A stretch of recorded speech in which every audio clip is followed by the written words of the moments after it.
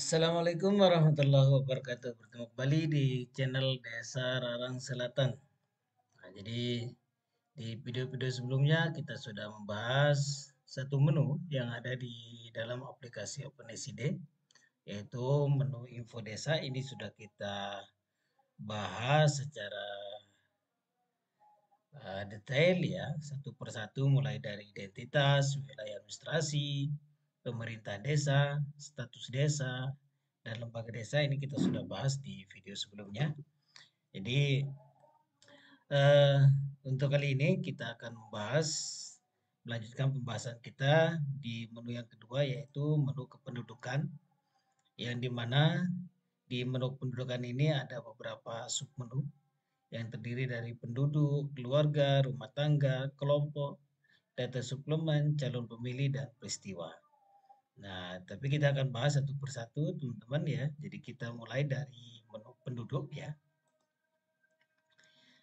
Kita mulai dari menu penduduk. Jadi di menu penduduk ini ya. Jadi di menu penduduk ini tempat kita melihat semua penduduk yang ada di desa kita ya. Jadi ingat, untuk video ini saya buat menggunakan demo ya. Ya, saya gunakan yaitu demonya OpenSCD Premium ya, Premium yang disediakan oleh Open Desa ya. Jadi versi demonya yang saya pakai ini. Jadi oke, kembali lagi untuk di menu penduduk ini tempat kita melihat semua penduduk kita yang sudah terinput ke dalam aplikasi OpenSCD. Jadi eh, di mana di menu penduduk ini di sini ada beberapa tombol fiturnya ya. Yang pertama untuk tambah penduduk, ini kita bisa gunakan untuk menambah penduduk. Di tambah penduduk ini ada dua pilihan ya, penduduk lahir dengan penduduk masuk. Jadi untuk penduduk lahir ini maksudnya adalah yang baru lahir, teman-teman ya. Yang baru lahir, jadi tinggal kita ketika kita milih, kita input datanya yang baru lahir, bayi baru lahir itu kita pilih tombol tambah penduduk lahir. Nah, untuk yang masuk misalkan dari desa luar ya, masuk ke desa kita atau dari kabupaten, kecamatan, itu kita input datanya itu melalui ah, tambah penduduk, ya, tambah penduduk masuk. Ini ya dari desa luar ya. Sekali lagi saya perjelas, untuk penduduk lahir ini bagi bayi yang baru lahir, untuk penduduk masuk ini bagi yang pindah datang ya, pindah datang. Oke. Terus selanjutnya di sini ada pilih aksi. Pilih aksi ini, pilih aksi lainnya ini kita bisa cetak ya, kita bisa cetak data yang ada di sini, kita bisa cetak. Kalau kita pilih cetak, maka dia akan berbentuk seperti PDF ya. Nah, di sini ketika kita mau cetak datanya, kita bisa sensor untuk nick dengan nomor kakaknya ya. Tergantung kita, tergantung maunya kita mau sensor atau tidak. Kalau kita tidak sensor ya biarkan, tidak usah dicentang. Kalau kita sensor kita centang. Kalau kita sensor kita centang, hasilnya kan seperti ini ya. Kita lihat. Nah, seperti ini teman-temannya. Jadi di nomor kakak dengan nomor nick ini dia akan berubah tanda menjadi ik ya. Ini kita kalau kita pilih centang sensor. Oke. Terus selanjutnya di sini untuk unduh. Unduh ini nanti hasilnya akan berbentuk Excel. Sekali lagi saya ingatkan, kalau kita menggunakan unduh, jadi jangan lupa di save as ya supaya bisa dibuka kembali. Selanjutnya di sini ada pencarian spesifik. Pencarian spesifik ini maksudnya kita bisa mencari data penduduk itu berdasarkan umur ya, dari umur berapa sampai berapa, bisa pakai tahun atau bulan. Di sini juga kita bisa mencari berdasarkan pekerjaan, berdasarkan status perkawinan, berdasarkan agama, berdasarkan pendidikan sedang ditempuh, pendidikan dalam KK, status penduduk, jenis kelaminnya, status dasarnya, jenis cacatnya, cara KB-nya, status KTP, asuransi, warga negara, golongan darah, sakit menaun, serta kepemilikan tag ID. Ini bisa kita menggunakan fitur ini untuk kita cari berdasarkan yang kita inginkan ya. Itu untuk pencarian spesifik. Terus selanjutnya di sini ada pencarian program bantuan. Pencarian program bantuan ini kita bisa mencari penduduk yang mendapatkan bantuan ya. Berdasarkan bantuan misalkan bantuan jam kesmas atau bantuan sosial tunai. Jadi nanti yang akan muncul datanya adalah yang mendapatkan bantuan. Oke. Itu dia maksudnya. Terus selanjutnya di sini adalah pilihan kumpulan NIK ya. Jadi kita bisa mencari data itu berdasarkan NIK-nya. Nah, di sini ada maksimalnya ada 20 NIK ya. 20 NIK bisa kita cari sekaligus ya. Dengan nanti di setiap akhir NIK itu kita tambahkan koma ya, tambahkan koma. Itu maksudnya ya. Jadi kalau kita misalkan mau pilih mau cari misalkan 10 orang menggunakan nicknya sekalian kita tulis di sini 10 nicknya dan masing-masing nick keluarga itu kita pisahkan dengan menggunakan koma. Itu maksudnya di pilihan kumpulan nick. Terus selanjutnya di sini ada nick sementara. Kita bisa memilih menggunakan fitur ini untuk mencari warga yang masih menggunakan nick sementara yang bawaan sistem ya. Nah, di sini juga ada tandanya, dia warnanya oranye. Jadi kalau dia tandanya oranye, maka dia masih menggunakan nick sementara bawaan sistem. Itu maksudnya ya di sini ya, di fitur pilih aksi ini. Selanjutnya import. Import penduduk ini ada import dan ekspor ya. Import dan ekspor. Jadi ketika kita sudah mengaktifkan di sini dia tanggal lengkap kita pilih iya. Jadi di pojok kanan atas ini ya. Pojok kanan atas ini kita pilih tanggal lengkap iya, maka import itu dia tidak ada ya. Import itu dia tidak ada. Tapi kalau kita rubah menjadi tidak, maka nanti di sini di import ini akan muncul ya. Oke, dia akan muncul di sini ya. Nah, tapi di sini ada mungkin ada apa namanya ada bug ya di versi 2403 ya. Seharusnya ada di sini ya. Oke, terus selanjutnya di sini kita kembali ya ke ya aja. Nah, di sini ada ekspor penduduk. Kita mau ekspor data penduduk ini kita ekspor, tinggal kita pilih ya.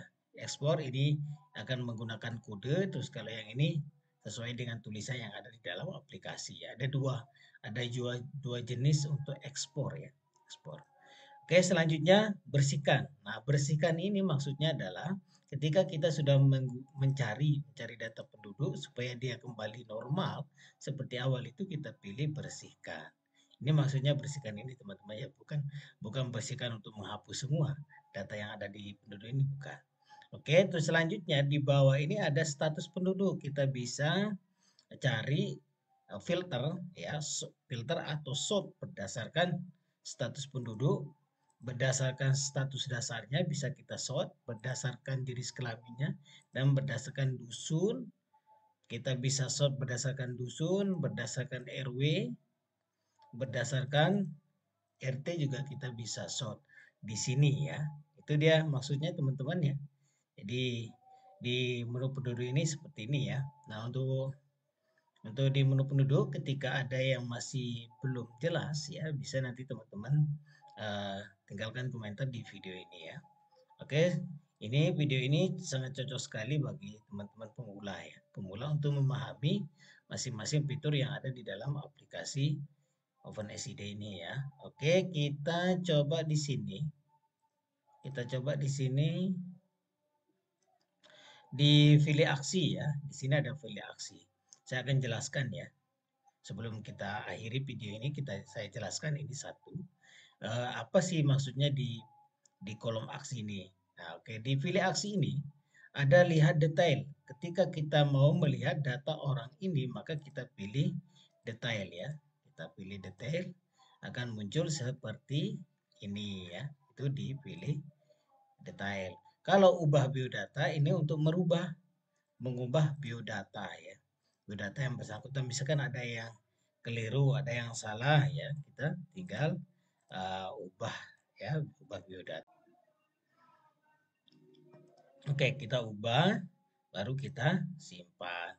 Itu maksudnya di sini ya, pilih aksi ubah. Nah, kalau lihat lokasi tempat tinggal, ini untuk melihat lokasi tempat tinggal yang bersangkutan ini ya. Jadi tinggal kita pilih, klik lokasi ya. Muncul seperti ini, kita bisa lihat lokasinya. Dan juga melalui ini bisa kita ubah ya. Kita ubah, kita sesuaikan lokasi rumah warga ini. Di mana rumahnya ya. Oke, misalkan rumahnya di sini, oke, kita geret saja marker ini ke posisi rumahnya. Tinggal kita perbesar dengan cara uh, gulirkan kursor ya ke bawah ke atas ya untuk memperbesar. Oke, baru kita simpan ya. Oke. Terus selanjutnya dipilih aksi ini ada juga ubah status dasar ya. Ubah status dasar jika misalkan warga itu pindah, mati, hilang itu bisa kita ubah status dasarnya melalui ini ya.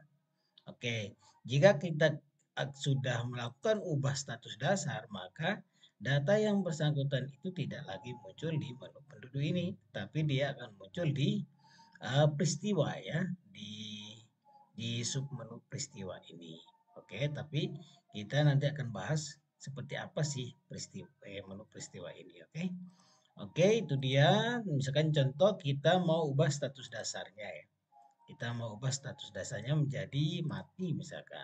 Akan muncul seperti ini, di mana tempat dia mati, jam berapa dia mati, penyebab dia mati, yang menerangkan mati, anak berapa dia, terus akte kematian, tanggal peristiwanya, tanggal lapornya, dan catatan ya. Kita bisa masukkan di sini.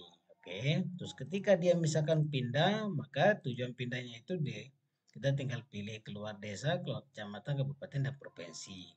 Nah, terus tanggal peristiwanya kita sesuaikan, alamat tujuannya kita sesuaikan ya. Tanggal peristiwanya kita sesuaikan, tanggal peristiwanya, tanggal lapor juga kita bisa sesuaikan. Terus di sini catatan peristiwanya kita juga taruhkan catatan peristiwanya supaya jelas nanti ya dia pindah itu karena apa dan seperti apa model pindahnya ya. Begitu juga dengan yang mati. Kita bisa tulis catatan peristiwanya ini supaya jelas ya catatan peristiwa yang bersangkutan. Oke. Kalau dia hilang juga seperti ini ya. Catatan peristiwa hilangnya itu seperti apa supaya kita tahu.